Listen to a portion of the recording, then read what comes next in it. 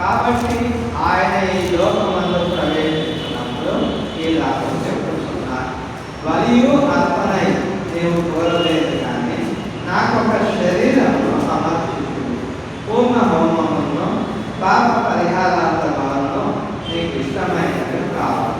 అప్పుడు నేను గ్రంథం చుట్టలో నన్ను గూర్చి వ్రాయబడిన ప్రకారం దేవా నీ చిత్తం నెరవేర్చుటకు ఇదిగో నేను వచ్చి ఉన్నానంటే బలులో అర్పణలో పూర్ణ హోమములో పాప పరిహారార్థ బలను నేను కోరలేదని అవి నీకు ఇష్టమైనవి కావని ఆయన చెప్పిన తర్వాత ఆయన నీ చిత్తం నెరవేర్చుటకు ఇదిగో నేను వచ్చి ఉన్నానని చెప్పుతున్నాను.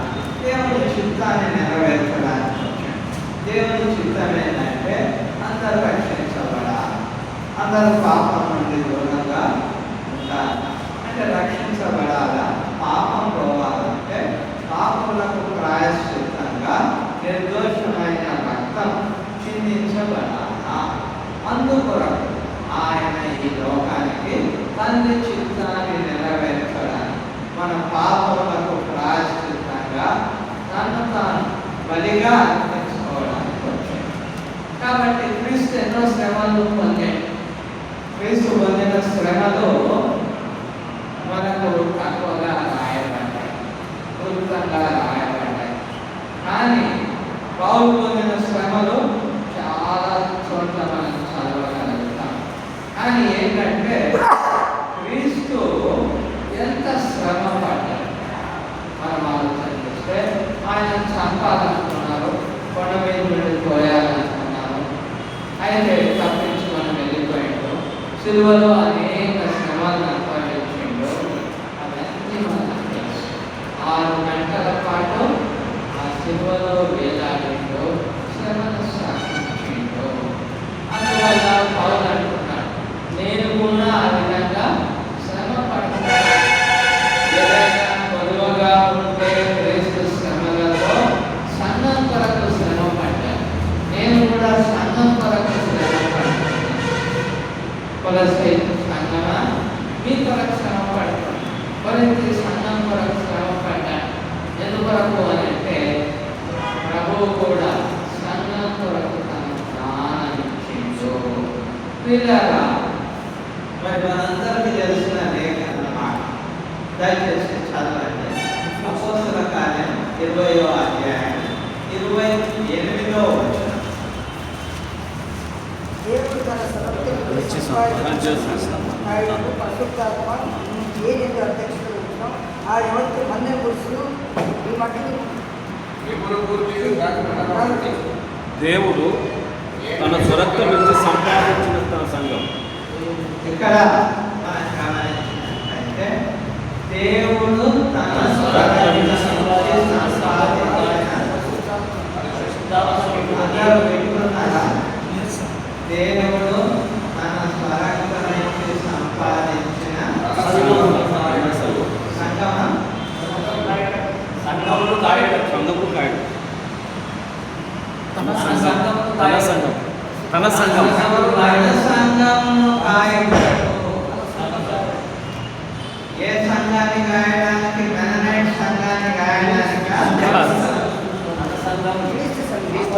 పౌలు దేవుడు తన స్వరక్తం నుంచి సంపాదించిన మెననైట్ సంఘాన్ని కాయటకు మిమ్మల్ని అధ్యక్షుడుగా ఉంచిందన్నాడు. హెబ్రోను సంఘాన్ని కాయటకు అధ్యక్షుడుగా ఉంచిందన్నాడు. తన సంఘమును కాయటకు. కాబట్టి మనం కూడా ఆయన సంఘంలో ఉండాలా, ఆయన సంఘంలో మనం ప్రయాసపడాలి. తన సంఘమును కాయటకు అన్నాడు. తన సంఘం దేవుని సంఘం. సంఘము అన్నప్పుడు ఆయన సంఘము అంటే తెలియని వారు, గోడలు అనుకునేవారు, లేకపోతే ఏ పేరుకే ఉంది అనుకునేటువంటి వారు అర్థం చేసుకోలేకపోతున్నారు.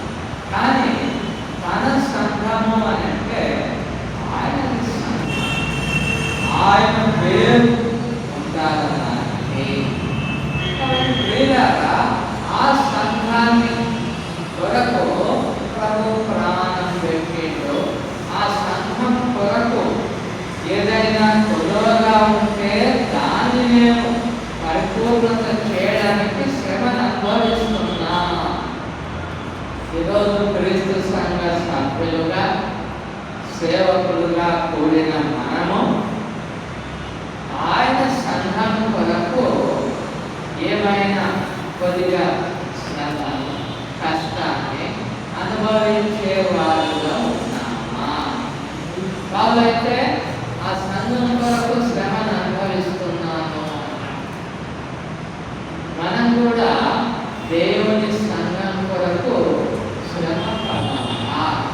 ఊరికేనే దేవుని సంఘం అన్నది వెలుగులోనికి రాదు. అనేకులు రావాలనంటే పౌలు వల్ల మనం త్యాగం చేయవలసి వస్తుంది. ఇలాగా మరి ప్రతి ఒక్కరు సత్యాన్ని ఎరిగినటువంటి వారు త్యాగం చేస్తేనే ఆ యొక్క నిజమైన సంఘం అన్నది వెలుగులోనికి వస్తాయి. ఇలాగా ఇక్కడ 70 ప్రాంతంలో అప్పుడు మోస